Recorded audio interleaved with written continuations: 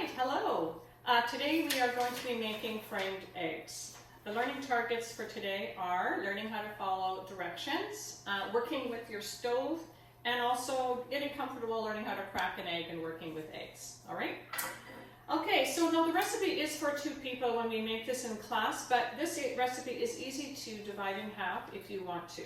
So certainly if you're not super hungry or if you don't want to share breakfast with somebody else, you can just do 1 slice and 1 egg, okay? And 1 orange slice. Now as far as the bread goes, you can use whatever bread you have. It can be white bread, brown bread, whatever works fine. And as far as the cookie cutter, we're using cookie cutters here today, or biscuit cutters. I like to use ones that are in season. So basically a heart is in season anytime. So you can use this if you want to make a special breakfast for maybe your mom for her birthday, or for a sibling or your dad, you can use a heart. But certainly you can use, now as spring flowers would be great. At school we have a tulip cutter and that works beautiful. So whatever's in season. So at Christmas time, pick Christmas cutters, and Easter cutters, all right? Okay, so number 1 says preheat your frying pan. Now when you turn your frying pan on, you are going to be putting it at medium heat.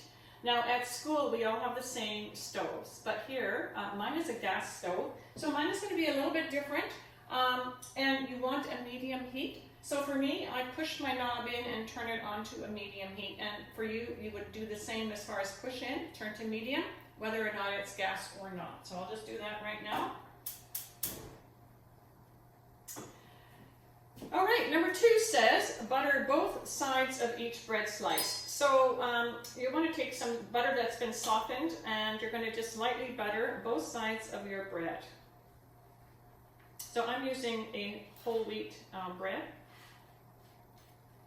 And the butter is just going to add flavor and help it crisp up in the pan, okay? So just gives a really nice flavor and texture to the bread. And of course it'll help not to stick, but mostly for flavor. Okay. And I'll just go back and get a little bit more. So this recipe is called framed eggs. Another name for it is toad in the hole.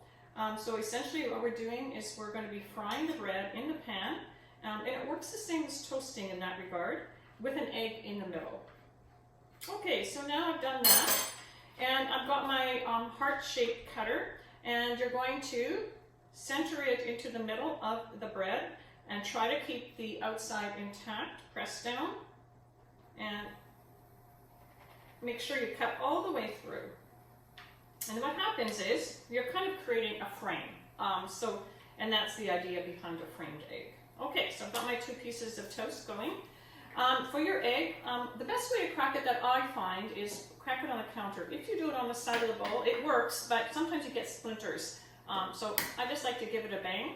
And just make sure you shatter it at the bottom, and then you put your thumbs in there, and then you just pull it apart, okay? You don't want to crunch the egg shells. This takes practice. If you've never done it before, it's going to get easier each time you do it. So some of you are pros at it already, but some of you probably have never done that before. So if you break the egg yolk, don't worry about it. It will be fine. And some of you like scrambled eggs or prefer scrambled eggs. That's fine. If you want to scramble it up and put that in your bread slice, absolutely. That's not a problem. Okay?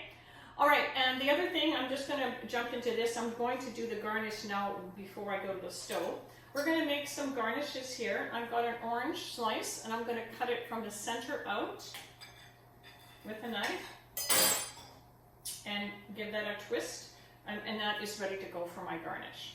All right, so now I'm going to move to the stove, and I'm going to put this in the frying pan. Okay, so I'm going here to the stove. Now I'm using a crepe pan. Now the reason I'm doing that is just because it has a very flat rim, so it's easier for you to see. You can use whatever pan you want. A non-stick one is great. All right, so one of the first things I'm going to do now is just to test to see if my frying pan is hot.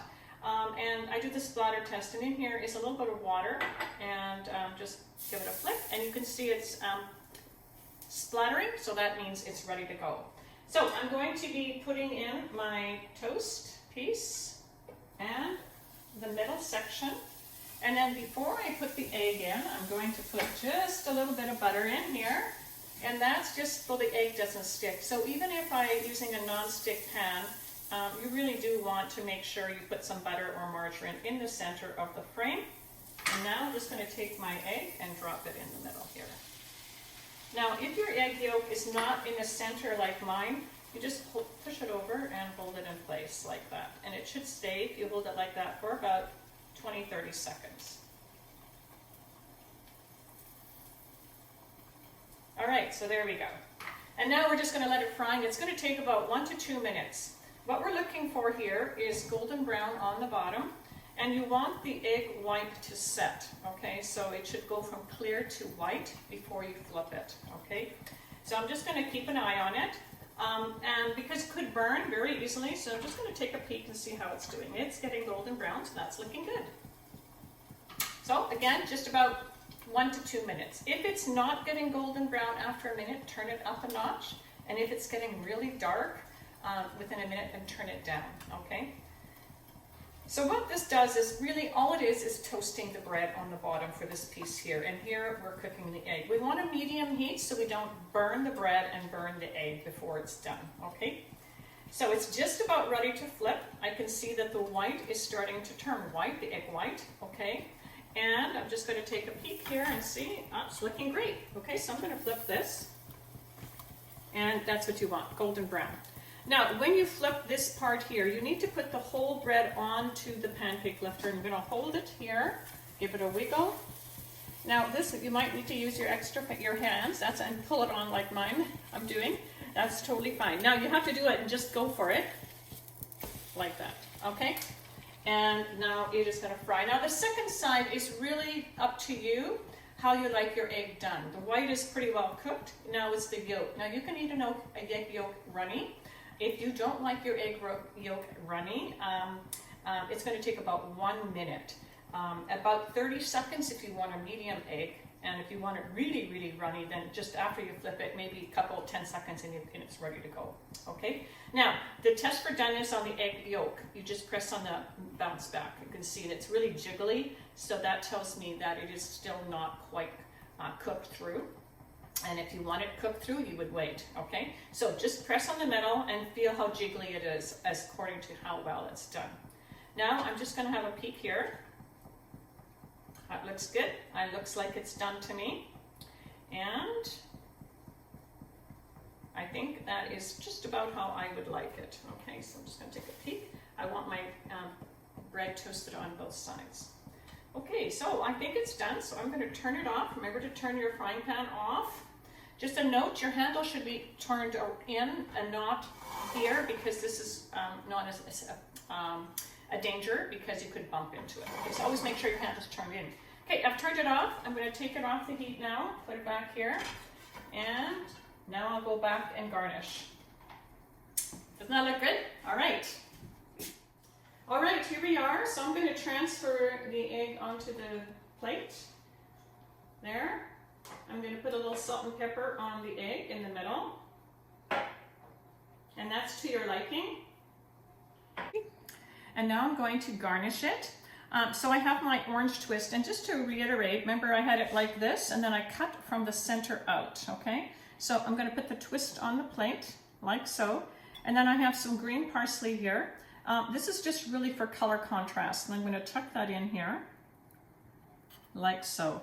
And it just adds a really nice special touch, and you can use whatever you have at home. So please don't buy anything special for the garnish. This is really just to use up what you have in your house. So if you have maybe some strawberries or grapes or apples, even pear, some herbs, and try to put two contrasting colors together, okay? So pick 2 different colors and put it on your plate and make it look pretty for me. And then when you take your picture, hold it up to your face so that I can see your face, and I'm really looking forward to seeing your creations, all right? Thank you and happy cooking.